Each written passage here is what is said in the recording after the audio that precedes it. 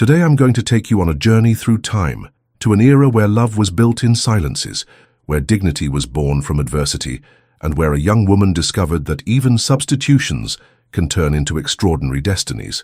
This is the story of Isabel Mendoza, a woman who learned that true power isn't in being chosen, but in choosing to stay when everything invites you to flee. Initial hook. In 1834, as the Carlist War tore Spain apart, a 19-year-old woman woke up to discover she was no longer herself, but the substitute for her runaway sister in an arranged marriage. In 3 days, she would wear another woman's wedding dress, even bearing the embroidered initials of the one who should have been there. But sometimes, dear listeners, the roles we don't choose become the destinies we most needed to live. Tell me in the comments, where are you listening from today? I'd love to know. Don't forget to subscribe to the channel and leave a kind like. You make all the difference so I can keep bringing you these soul-touching stories. The year 1834, early spring Manzanares, New Castile, Kingdom of Spain. The first light of morning spilled through the damask curtains when Isabel Mendoza awoke to the sound of hurried footsteps in the hallway. The scent of jasmine rising from the gardens mixed with something heavier, the smell of threatening rain and secrets hanging in the air like a mist. At 19, Isabel had grown accustomed to being a shadow in her own home, while Esperanza, her older sister, shone like a Mediterranean sun in every ballroom. Isabel cultivated the art of invisibility. Her long fingers were more familiar with the keys of the abandoned piano in the library than the formal greetings of the drawing rooms. Her brown eyes watched the world through windows, as one reads a book whose pages one can never touch. But that morning, when Doña Catalina Mendoza burst into her room with the rigid face of someone bearing bad news, Isabel understood that invisibility had an expiration date. Esperanza has fled. The words fell like stones in still water. 3 days before her wedding to the Duke of Santillana, she disappeared during the night, leaving only this. Doña Catalina held out a crumpled paper, unsigned, which read only, "I cannot. Forgive me." Isabel took the paper with trembling fingers. The letters seemed to dance before her eyes, but what troubled her most was the silence that followed, a silence heavy with life-changing decisions. "You will go in her place." Her mother's voice brooked no argument. "The contract has already been signed. The honor of the Mendoza family cannot be stained. Diego de Santillana has accepted the substitution." Isabel's world tilted slightly, like a boat touched by the wind. She looked out the window where the ancient olive trees seemed to whisper secrets to the morning breeze. Somewhere beyond those trees was the man who would be her husband, a stranger who had accepted her person as one accepts a substitute commodity. "Esperanza's dress fits you," Doña Catalina continued, without noticing that her youngest daughter had stopped breathing. "The lace still bears her initials, but that doesn't matter. What matters is that in 3 days you will be the Duchess of Santillana." Isabel closed her eyes. Somewhere in the distance she could have sworn she heard the sound of a piano playing a melancholic melody. When she opened them again, her mother had left, leaving only the ghost of an irrevocable decision floating in the jasmine-scented air. She walked to the mirror and studied her reflection. Brown hair that had never known lace or pearls, eyes that had always observed more than they were observed, hands that knew how to create music but not how to receive engagement rings. In 3 days, that young woman in the mirror would cease to exist. But who would take her place? The chapel of San Miguel, attached to the Santillana palace, knew no flowers that morning, only the scent of ancient incense and the light filtered through stained glass windows that painted silent rainbows on the marble floor. Isabel walked alone down the central aisle, carrying Esperanza's dress like one carries another's dreams. The silk fabric whispered against her legs with each step, and the delicate lace brushed against her skin as a constant reminder that nothing there truly belonged to her. Not the dress, not the moment, nor the man who awaited her before the altar. Diego de Santillana was 35 years old and carried on his shoulders the weight of wars that had etched premature lines on his face. His dark hair showed early threads of silver, and his blue eyes were the color of battle-tempered steel.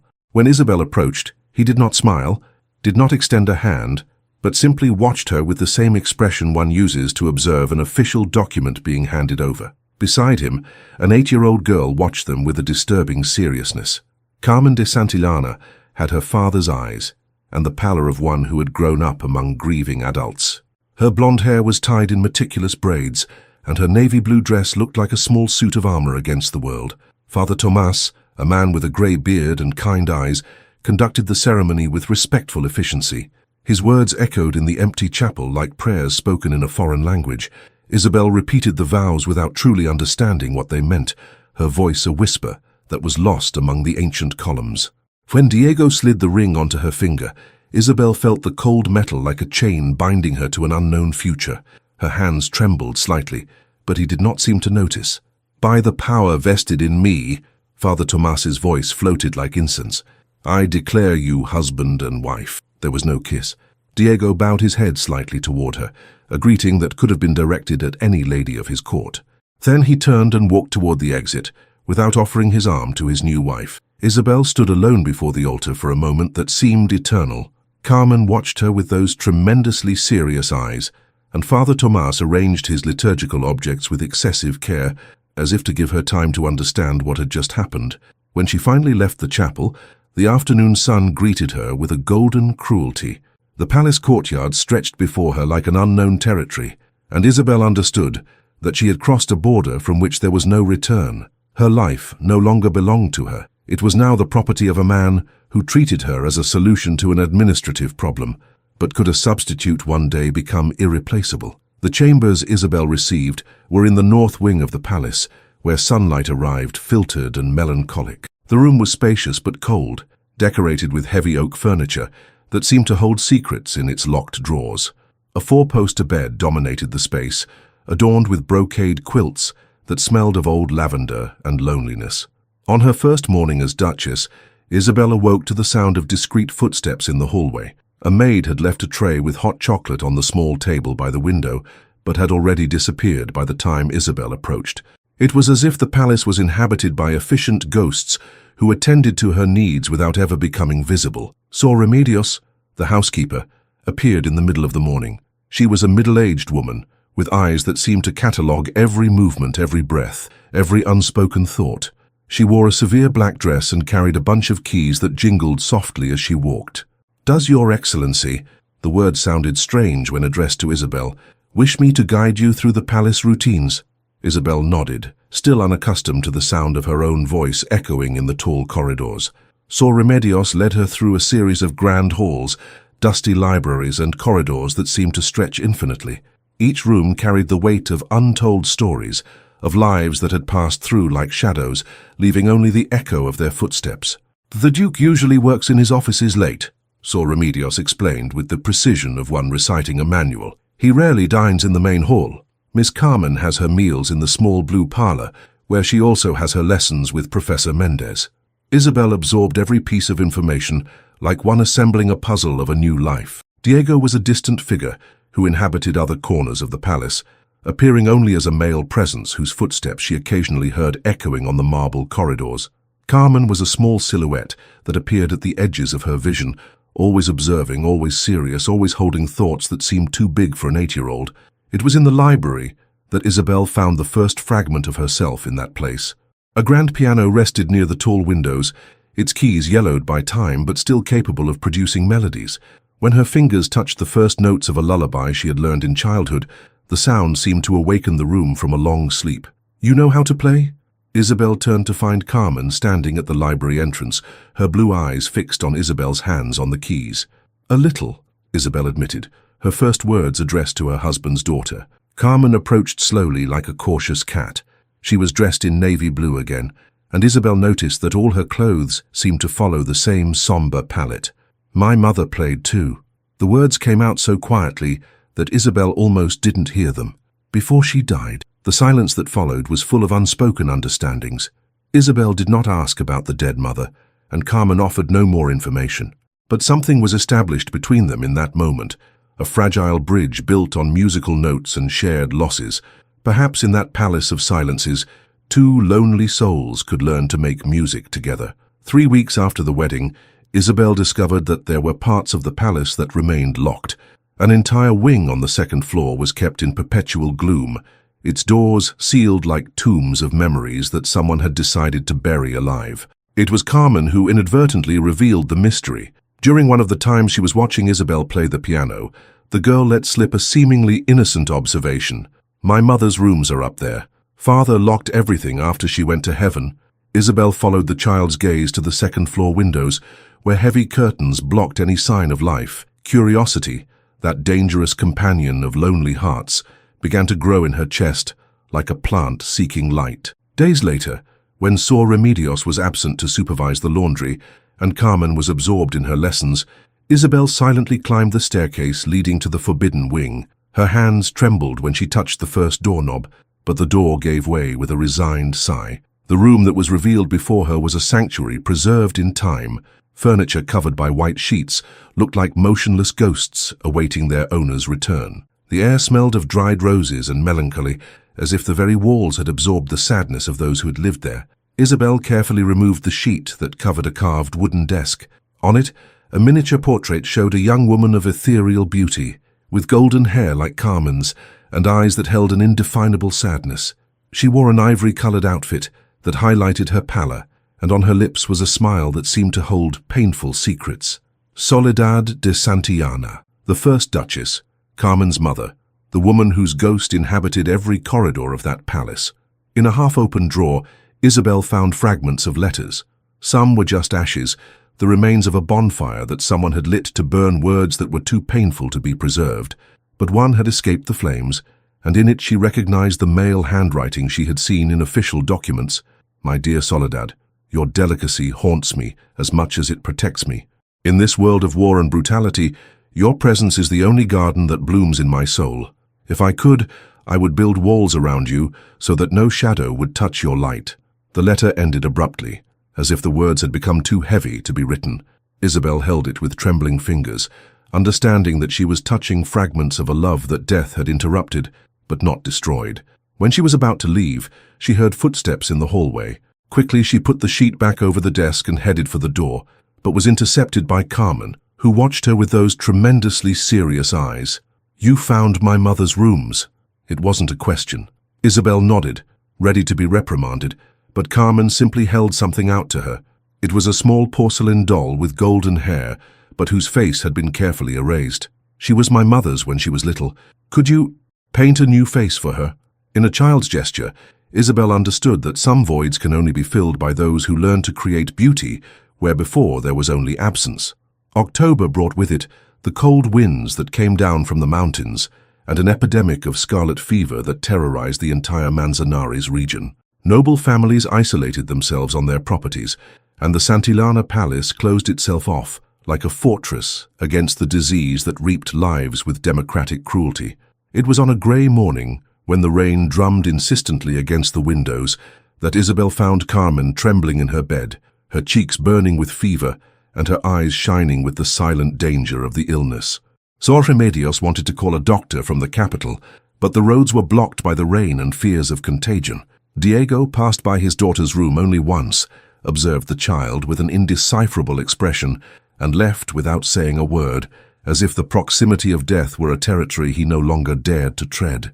Isabel did not hesitate. She settled into an armchair beside Carmen's bed and stayed there, day and night, applying cold compresses to the girl's forehead, offering small sips of sugared water, and humming lullabies her own wet nurse had taught her decades earlier. For 3 days and 3 nights, Carmen oscillated between lucidity and delirium. In moments of high fever, she spoke to invisible people, called out for a mother who could no longer attend to her, and cried tears that Isabel wiped away with the delicacy of one touching rose petals. "Mama, Isabel!" The weak voice echoed in the early morning when the rain had finally stopped. "Don't let me go to heaven. I don't want to be alone with Mama Soledad." Isabel felt something break and mend in her chest. She took Carmen's small burning hand in hers and whispered promises that were born from the deepest part of her soul. "You're not going anywhere, my love. I'll be here when you wake up, and I'll be here every day after that." It was on the 5th morning that the fever broke. Carmen opened her eyes, still weak but clear, and smiled for the first time since Isabel had met her. A small, fragile smile, but one that lit up the room like the first ray of sun after a storm. "Mama, Isabel? Did you paint the doll's face?" Isabel had completely forgotten about the porcelain doll amidst the nursing care, but Carmen remembered, and in that moment of convalescence, the faceless toy took on the importance of a sacred promise. "I will paint it as soon as you are strong enough to choose the color of the eyes." Isabel kissed the now less hot forehead. "What color do you want her to have?" "Brown." "Like yours." When Diego passed through the corridor that afternoon and saw through the half-open door Isabel softly playing the piano while Carmen slept peacefully, he stopped for a long moment. His hands rested on the doorframe with unnecessary force, and something in his expression changed, as if a carefully constructed wall was developing its first cracks. Sometimes love is born not from passion, but from the simple courage to stay when everyone else leaves. November arrived, bringing the first cold winds and an official reception since the wedding. Diego had received orders from the court to host a diplomatic meeting where they would discuss the Carlist movements that threatened the stability of the region. Isabel, as the Duchess of Santillana, was to be presented to local society for the first time. Sor Remedios had commissioned a dress especially for the occasion, midnight blue silk embroidered with small pearls that caught the candlelight like distant stars. Isabel watched her reflection in the bedroom mirror and didn't completely recognize the woman who stared back at her. The months in the palace had given her face a new seriousness, a dignity born of adversity. The palace's main hall was transformed to receive the guests. Crystal chandeliers cast golden light on the polished furniture, and arrangements of yellow chrysanthemums, the last flowers of the garden before winter, perfumed the room with their melancholic fragrance. Isabel descended the main staircase carefully, aware that each step brought her closer to a silent judgment. The guests turned to observe her. Middle-aged men with military decorations, their wives adorned with jewels that reflected generations of tradition, young officers who spoke in low voices about war strategies. But it was the Marchioness of Velasco who dominated Isabel's attention. Approximately 40 years old, black hair styled in elaborate curls, dressed in emerald green silk that highlighted her feline eyes. There was a predatory elegance in her movements, as if every gesture was calculated to demonstrate superiority. "So this is the famous substitute," the Marchioness's voice cut through the nearby conversations like a sharp blade. "I must admit, Duke, that the solution was pragmatic." Isabel felt the heat rise up her neck, but maintained a serene expression. Diego at her side showed no reaction, as if he hadn't heard the comment. "The Mendoza family has always been known for its adaptability," the Marchioness continued, now addressing Isabel directly. "Although some occupy places instead of being born into them. Isn't that right, Duchess?" The hall fell silent, as if someone had sucked all the air out of the room. Isabel felt all eyes on her, awaiting her reaction. She could have apologized, she could have lowered her eyes, she could have accepted the humiliation as many women in her position would. Instead, she slightly raised her chin and smiled with a grace that came from somewhere deep within her soul. "You're right, Marchioness. There are those who are born into their places, and there are those who earn them through merit. I believe the difference becomes evident over time." The response echoed through the hall with an elegance that disarmed the provocation. Some guests whispered approval, and Isabel saw a flash of respect in the eyes of men who, moments before, had been observing her with curiosity. Diego remained impassive throughout the exchange, but when the reception came to an end and the last guests had left, he sought her out in her chambers. "Forgive me," were his first words to her in months. "I should have intervened." Isabel was undoing her elaborate hairstyle, and her hands stopped mid-motion. "Would you like to walk in the gardens?" he continued, his voice carrying an uncertainty she had never heard before. "The night is clear, and there's something I wish to show you. Would this be the first step toward real closeness, or just the guilt of a man who was beginning to see his wife as more than an administrative solution?" The letter arrived on a cold December morning when frost covered the gardens like a crystal veil. Isabel received it from the hands of Sor Remedios, who handed over the envelope with an expression that mixed disapproval and resignation. The seal bore the Mendoza coat of arms, and the handwriting on the front was unmistakably Doña Catalina's. Isabel opened the correspondence with slightly trembling fingers, sensing that the content would once again alter the fragile balance of her life. "My dear Isabel, Esperanza has returned. She arrived during the night without money or pride, begging for shelter like a penitent. She did not ask about you, but I see in her eyes a curiosity about how the invisible sister became a duchess. For reasons involving our family's honor, I asked the Duke to receive her in his palace.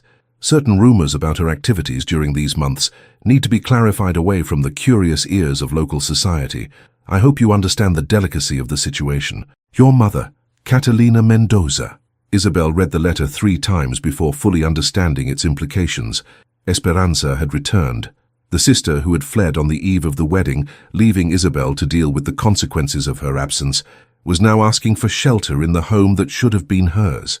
When she showed the letter to Diego, during the silent lunch they had begun to share since the night in the gardens, he read it with the same impassive expression he used for official documents.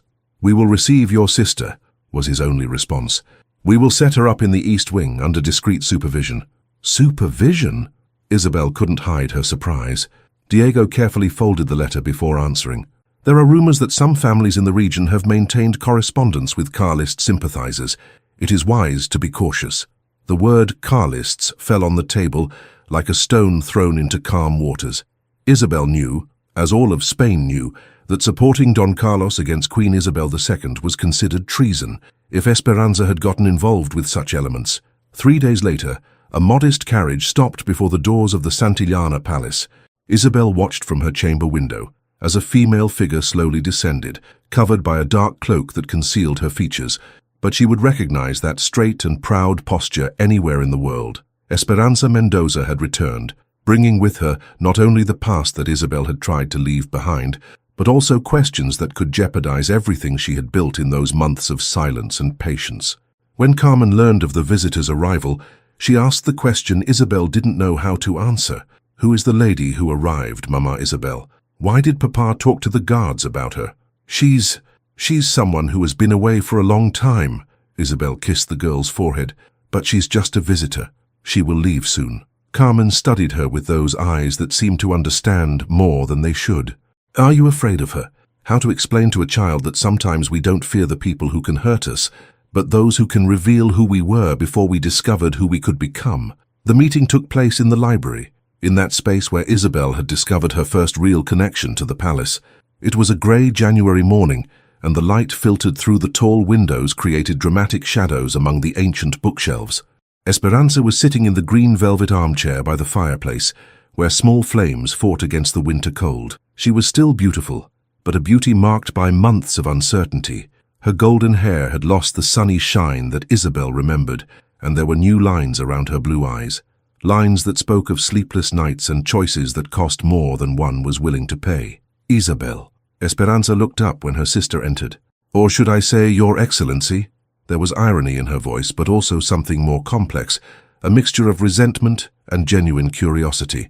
Isabel approached slowly, as if walking on a minefield. "Esperanza."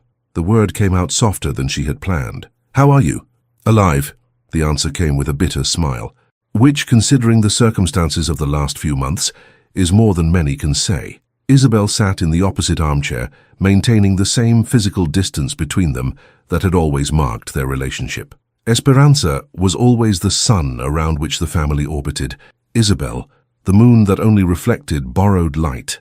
"I must admit," Esperanza continued, observing her sister's well-kept hands, now adorned with the Santillana family ring, "that I didn't expect to find little Isabel so adapted to the role of Duchess. People change when circumstances demand it." "Change?" Esperanza arched an eyebrow. "Or do they simply reveal who they always were beneath the surface?" The silence that followed was filled with the crackle of flames in the fireplace. Isabel studied her sister's face, looking for signs of the Esperanza she had known, the impulsive young woman who laughed too loudly and dreamed of impossible romances. "Why did you come back?" The question came out before Isabel could censor it. Esperanza looked away to the fire. "Because the world out there is crueler than I imagined. Because I discovered that fleeing one destiny doesn't guarantee you'll find a better one. And now? Now?" Esperanza looked at her directly. "I discover that my ghost sister has become a duchess, that she occupies the place I abandoned, and from what I see, not only occupies it but fills it." Isabel felt something stir in the pit of her chest. Not exactly anger, but a strength she didn't know she possessed. "I didn't occupy your place, Esperanza. I built my own." At that moment the door opened and Carmen ran in, stopping abruptly when she saw the strange woman in the armchair.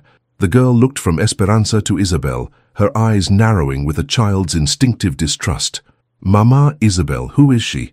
Esperanza smiled, a smile that tried to regain her old charm. "Hello, little one.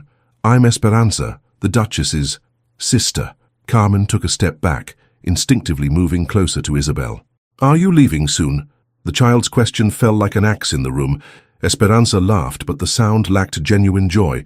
What a direct child. "Yes, dear, I will leave soon. Don't worry." Carmen nodded gravely and turned to Isabel. Can I play the piano for you this afternoon? Of course, my love. When Carmen left, Esperanza watched Isabel with an indecipherable expression. She calls you mother. Yes. And the Duke, does he also see you as a substitute? Isabel raised her chin with a dignity that surprised them both. I learned that we are not defined by what others see in us, but by what we choose to be despite everything. In that moment, the two sisters understood that the roles had been reversed. The one who had fled was lost, and the one who had stayed had found herself. The summons arrived on a cold February morning, brought by an official messenger with the royal coat of arms. The Council of Nobles of New Castile requested the presence of the Duke of Santillana and his wife for an audience on matters related to the legitimacy of certain matrimonial unions in the region. Isabel read the official document with trembling hands, understanding that her suspicions were confirmed. Esperanza's presence in the palace, combined with the rumors about Carlist connections, had attracted the attention of the authorities. Someone was questioning not only the legitimacy of her marriage, but also her family's loyalty to the crown. The Marchioness of Velasco, Diego stated dryly, folding the document, has formally requested an investigation. She alleges a lack of proper witnesses at our ceremony and suspects non-consummation of the marriage. The words fell upon Isabel like physical blows. Non-consummation. It was true, of course. Until that night in the gardens, Diego had been a husband only on paper. But how to prove intimacy to strangers? How to defend the validity of feelings that had grown in silence? There's more, Diego continued, his voice carrying a tension that Isabel had rarely heard. They question your sister's activities during her months of absence. There are suggestions that she corresponded with elements who support Don Carlos. Esperanza never, Isabel began, but stopped. Did she really know her sister's activities during those months? Did she really know why she had returned so diminished? The audience was scheduled for 10 days later, in the Justice Hall of the Manzanares municipality. Isabel spent those days in a state of emotional suspension, oscillating between the determination to defend her position and the terror of losing everything she had built. Carmen, sensitive to the mood changes of the adults around her, became even closer to Isabel. She followed her through the corridors like a small shadow, offering drawings and flowers picked from the garden as talismans against a danger she didn't fully understand. "Mama Isabel isn't leaving, is she?" she asked one night as Isabel helped her get ready for bed.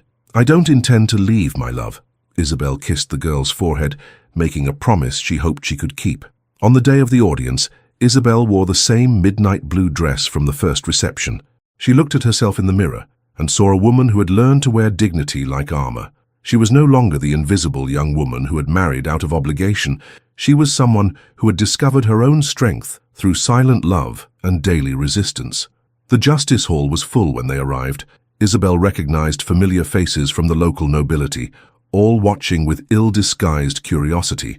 The Marchioness of Velasco occupied a privileged position among the spectators, her feline eyes gleaming with anticipated satisfaction. When Isabel was called to testify in her own defense, she rose with a calm she didn't know she possessed. The members of the council, middle-aged men with severe expressions, watched her as if they could read her most intimate secrets. "Duchess of Santillana," the voice of the council president echoed in the silent hall, "answer honestly. Was your marriage to the Duke legally consummated and by the free will of both parties?" Isabel looked at Diego, who was watching her with an intensity she had never seen before. Then she addressed the council with a clear voice that carried truths born of experience. "Gentlemen, there are marriages that are born of passion, and there are marriages that grow in respect. There are unions that are consummated in one night, and there are others that are consecrated every day. My marriage to the Duke did not begin in love, but it has learned to flourish in it. I did not ask for this destiny, but I chose to embrace it with honor." It was then that Carmen, disobeying all orders to stay at the palace, burst into the hall, running toward Isabel. "Mama Isabel!" Her childish voice cut through the formal silence like a crystal bell. "Don't let them take you away." The child clung to Isabel's skirt with desperation, and in that girl's gesture, everyone present could see something that documents and witnesses could never prove: true love, born not of blood, but of the daily choice to care. It was there, before strange judges, that Isabel would discover if love built in silence could withstand the public cry of slander. When they returned to the palace after the audience, the silence that accompanied them during the carriage ride extended through the marble corridors. The council had decided in favor of the marriage's legitimacy, moved mainly by Carmen's spontaneous testimony and the public defense that Diego had finally offered. "Here is my wife," his words still echoed in Isabel's memory, "and her loyalty is beyond any question. Whoever doubts our union doubts my judgment, and whoever doubts my judgment questions my own honor." But now, in the relative safety of their home, a different tension hung in the air. It was as if the public defense of their marriage had made it impossible to continue living as polite strangers sharing the same roof. Isabel took refuge in her chambers, where she tried to process the day's events. She had won the legal battle, but felt strangely vulnerable, as if the public declarations had exposed parts of her soul that she had carefully guarded. It was when she heard the approach of the night rain at the window that someone knocked softly on her door. "Isabel?" Diego's voice carried a hesitation she had never heard before. "May I come in?" She opened the door to find him standing in the hallway, still dressed in the formal attire from the audience, but with an expression that had abandoned all official rigidity. His blue eyes, usually so controlled, showed a storm of unspoken emotions. "There's something I need to say," he began, but the words seemed to get lost in the air between them. Isabel took a step back, allowing him to enter.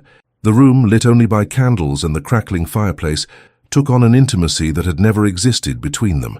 "During all these months," Diego finally found his voice, "I watched you take care of Carmen with a devotion her own mother never showed. I saw you face society with a dignity that many women born in golden cradles will never possess. I saw you transform this house from a museum into a home." He stopped near the window, where the rain was beginning to draw melancholic patterns on the glass. "I married you out of obligation, Isabel, but I remained silent out of fear." "Fear?"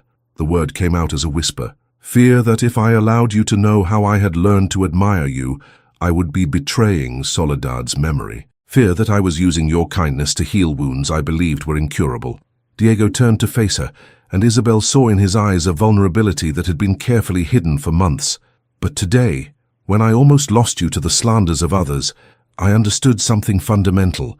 I don't love you in spite of who you were, Isabel. I love you for what you showed me about hope." The words floated between them like promises finally spoken. Isabel felt her own walls crumbling, revealing feelings she had secretly cultivated during months of silent coexistence. "Diego," she took a step toward him, "I also learned to love, not the husband who was imposed on me, but the man I discovered through small gestures, shared silences, and the way you look at Carmen." When he touched her, it was with the reverence of one touching something sacred. His fingers traced the outline of her face, as if he wanted to memorize every detail, and when he finally kissed her, it was with a tenderness that spoke of love built patiently, not of impetuous passion. That night, Isabel and Diego gave themselves to each other, not as strangers fulfilling marital obligations, but as two souls who had learned to recognize each other through adversity. It was a consecration, not of bodies, but of spirits who had discovered that true love doesn't ask for permission to flourish, only patience to grow. When the rain finally stopped, they remained united in the scented darkness of the room, understanding that they had crossed a boundary from which there would be no return. Some nights change destinies not by their intensity, but by their inevitability. The letter Isabel left on Diego's desk was simple. "I need to close a chapter before we can write new ones. Do not fear. I am not fleeing as others have. I am just going to find a sister who got lost along the way. I will return before nightfall." Esperanza had left during the night, 3 days after the audience. She didn't say goodbye, didn't leave explanations, simply disappeared like a shadow that dissipates with the arrival of light. But Isabel knew where to find her. The Valley Inn was on the outskirts of Manzanares, a modest establishment that housed travelers with few resources. It was the kind of place where someone who had lost their social position could take refuge before making definitive decisions about the future. Isabel found Esperanza sitting in the small inn garden, watching the distant mountains with a melancholic expression. She was dressed simply, her golden hair tied in a low ponytail, and there was a quietness in her posture that Isabel had never seen before. "I knew you would come," Esperanza said without turning around when Isabel approached. "How?" "Because you were always the one who solved problems silently, while I created them noisily." Isabel sat down next to her sister on the time-worn stone bench. The physical distance between them was small, but the emotional abyss of years seemed insurmountable. "Why did you leave without saying goodbye?" Esperanza finally looked at her, and Isabel saw unshed tears glistening in the blue eyes that had always been the mirror of her own beauty. "Because I discovered something painful during these months in the palace, you became everything I should have been, and that's not your fault, Isabel. It's to your credit. Esperanza—" "No." The older sister raised a hand to silence her. "Let me speak. I fled the marriage because I believed I deserved something bigger, more romantic, more dramatic. I spent months following men who promised adventures and revolutions, who whispered about Charles VII and changes in the kingdom." Esperanza paused, watching a bird hopping among the garden flowers. "But I discovered that men who live for revolutions rarely have time to love women, and that adventures without purpose become just successive flights." Isabel took her sister's hand in hers. It was cold and slightly trembling. "Where will you go now?" "Buenos Aires." The answer came with a determination that seemed new in Esperanza. "I have a distant cousin there who married a merchant. She wrote offering me shelter if I wanted to start a new life." "And do you want to?" Esperanza smiled, and it was the first genuine smile Isabel had seen on her since she returned. "For the first time in my life, I want something simple, the chance to discover who I can be when no one expects me to be extraordinary." Isabel took a small, silk-wrapped object from her pocket. It was the miniature portrait of Carmen that she had commissioned. "So you remember that family is not just blood, but also the choices we make to love." Esperanza took the portrait and observed it for a long time. The image showed Carmen at the piano, with a serene expression and a small porcelain doll, now with a painted face and brown eyes, beside her. "She's happy." It wasn't a question. "She's learning to be. Just as you learned." Isabel nodded. "Just as you can also learn." When the sisters said goodbye, it was with an embrace that carried forgiveness for different choices, and the recognition that some paths must diverge so that both can find their true direction. "You will be happy, Isabel. You already are, in fact," Esperanza whispered in her sister's ear, "and I will learn to be." Sometimes the greatest courage is not in leaving, but in letting others leave when necessary. May brought the first true flowers of spring, and a discovery that filled the Santillana palace with a quiet but deep joy. Isabel was pregnant. The news came on a golden morning, when Dr. Mendez, a kind man with white hair, confirmed what Isabel had already suspected for weeks: the morning sickness, the sensitivity to aromas, the new tenderness in her breasts. Everything pointed to the life growing in her womb like a whispered promise. When Isabel told Diego, they were in the library, the place where so many important moments of their relationship had happened. He was reading official correspondence by the window, and she was softly playing a melancholic melody on the piano. "Diego?" Her voice carried a mix of joy and apprehension. He looked up from the papers, immediately attentive to the different tone in her voice. "In January we will have a new member in our family." The words floated in the air, perfumed by the garden flowers that came in through the open window. Diego was completely still for a moment, as if he needed to process the full meaning of what he had heard. Then he rose slowly, walked to the piano, and knelt beside the stool where Isabel was sitting. His hands, these hands that knew war and command, touched her still flat belly with infinite reverence. "A baby," he whispered, more to himself than to her. "Our baby." Carmen, who had appeared at the library door, heard the last words and ran toward them with genuine excitement. "A little brother?" Her eyes shone like stars. "Or a little sister?" "We don't know yet, my love." Isabel caressed the girl's golden hair, "but we know they will be very loved." In the months that followed, Isabel flourished like a garden that had finally found the perfect season. Her pregnancy was serene, marked by gentle walks in the gardens, afternoon naps, and nights when Diego read aloud to her and the growing baby. Carmen took on the role of older sister, with a touching seriousness. She talked to Isabel's belly as if the baby could hear her, played small melodies on the piano so the baby can learn music, and insisted on helping with the preparations for the room that would be turned into a nursery. Diego organized a special ceremony at the end of August. It was not just a formal announcement of the pregnancy, but a public proclamation that Isabel de Mendoza y Santillana was officially recognized as Duchess, with all corresponding rights and honors. "No name is more worthy of memory in this house," he declared before the guests gathered in the main hall, "especially in times where loyalty and honor are questioned by those who confuse position with character." The Marchioness of Velasco, present out of social obligation, watched the ceremony with a sour expression, but did not dare to utter a word that could be interpreted as disrespect. A new portrait was commissioned for the library, Isabel at the piano, with Carmen by her side and her hand lightly resting on the belly where a new life was growing. The artist captured not only their images, but the serenity of a family that had learned to form through patient love. Sor Remedios, initially so cold, now personally supervised Isabel's meal preparation and allowed herself small smiles when no one was watching. Father Tomas began to include special prayers for the new life that will arrive to bless this house in his private masses. In September, when the leaves began to take on golden tones, an unexpected letter arrived from Buenos Aires. It was from Esperanza, her first correspondent since she left.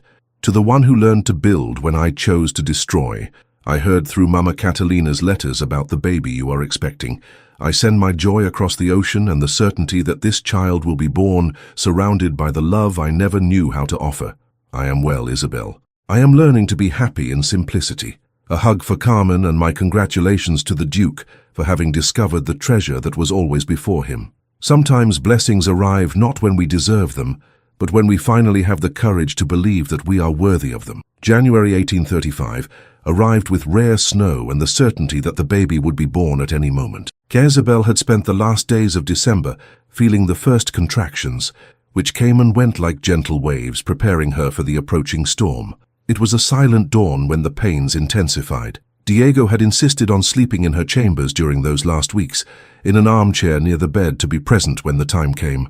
It was he who woke up at Isabel's first groan, his military instincts immediately alert. Diego. Her voice was tense, but controlled. It's time. The palace mobilized with silent efficiency.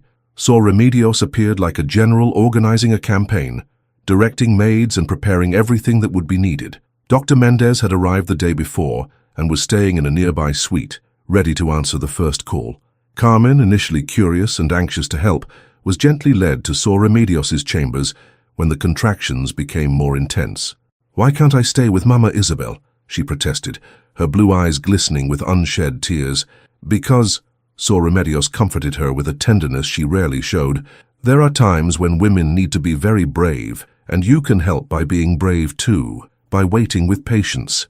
The labor lasted from the first hours of dawn until mid-afternoon. Diego remained in the corridor in front of the room, pacing back and forth like a soldier awaiting the result of a decisive battle. Occasionally he would hear the doctor's calm instructions or Isabel's muffled groans, and each sound made his heart race. It was when the afternoon sun began to set that a baby's cry echoed through the palace corridors. A strong, indignant cry that announced the arrival of a new life into the world. Diego stopped walking, his heart pounding in his chest, until the door opened and Dr. Mendez appeared with a tired but radiant smile. "Congratulations, Duke. Your Excellency has a son. And the Duchess is well, although exhausted." A son. The words echoed in Diego's mind like a cathedral bell. He entered the room with hesitant steps, finding Isabel propped up on pillows, pale but with eyes shining with happiness.